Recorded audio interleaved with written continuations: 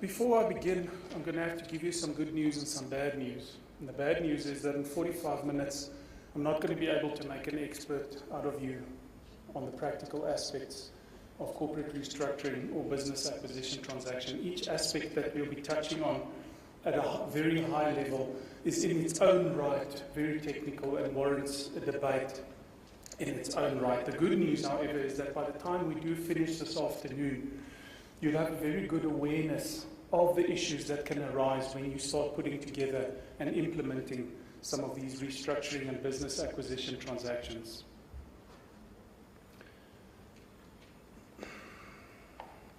So when we look at the aspects we're going to cover this afternoon, you may say to yourself, but I don't need to know all that. I'm a tax advisor. My job usually ends where I issue a tax opinion or where I give a structured document setting out the steps of a transaction along with the tax consequences of those transactions. But for the tax practitioners amongst us, you'll see that it's a lot like drafting a will.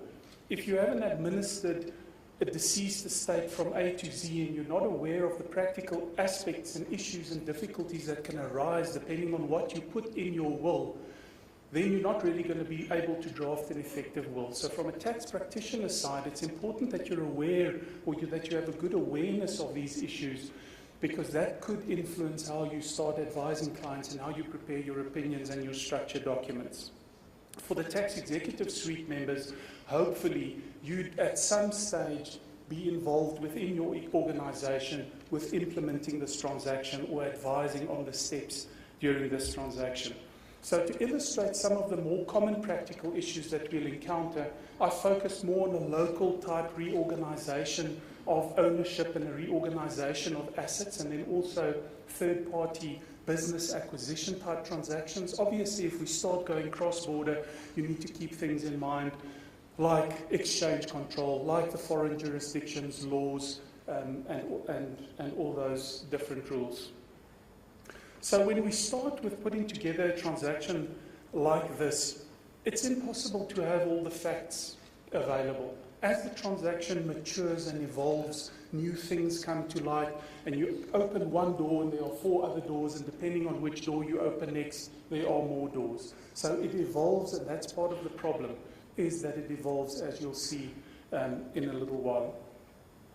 So usually one of the first aspects that we need to consider when we start implementing these transactions, because what we'll be talking about today is what happens directly after we've received our tax advice. I'm not going to be going into details of the corporate restructuring rules, even though some of them may be applicable, and even though I will or may be referring to some interesting aspects on 1 or 2 of them.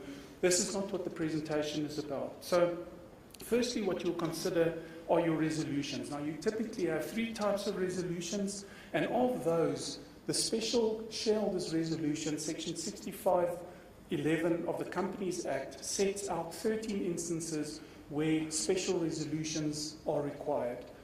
Okay. The changes to your Memorandum of Incorporation includes things like changes to name, changes to main business, changes to authorized share capital. And then the very last bullet there, your fundamental transactions are your Section 112 disposals of majority of the assets or undertaking. That's your old Section 222. Section 113, which is your statutory merger mechanism, which you need to be careful of. It's not always compatible with the Income Tax Act. To a large extent, it depends on the makeup of the balance sheet of the constituent companies, so be careful of that mechanism. And then Section 114. Section 114, you'll remember the old Section 311 schemes of arrangement. That's now in 2 sections in the new Companies Act. Section 155, that deals with compromises with creditors, and then Section 114, your schemes of arrangement. Now, of those special resolutions, there are only a handful that are physically required to be lodged with the Companies Commission, and those are the 3 that are